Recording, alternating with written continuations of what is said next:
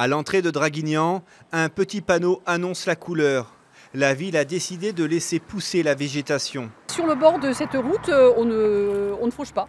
On ne fauche pas parce que c'est pas utile. De toute façon, ça ne gêne pas la circulation. Donc il n'y a aucune raison de faucher. Avant, dès le mois de mai, les débroussailleuses faisaient place nette. Mais depuis 2015, plus aucun désherbant et les herbes ne sont coupées qu'au mois de septembre pour permettre un retour de la biodiversité. C'est quoi ça? Ça, ce sont des isatis.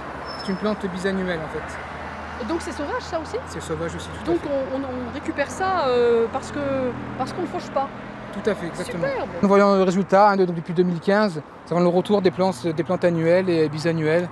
Voilà, notamment la valériane, l'isatis, le fenouil par exemple, et les pâquerettes. Mais seules certaines zones sont concernées par cette mesure. Pas question de laisser la végétation proliférer dans des secteurs à risque. Dès lors qu'on est près de la forêt, là, il est impératif de faucher.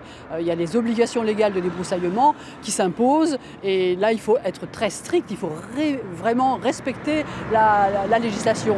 Donc là où nous laissons l'herbe pousser, c'est qu'il n'y a pas de risque d'incendie. Une politique de l'environnement plus ou moins bien accueillie par les riverains. C'est pas beau. Ça fait pas entretenu Non. quand même. Ça fait Il me semble. négliger. Si on a des fleurs dans les champs, je trouve ça formidable. Ça veut dire que ça va de mieux en mieux.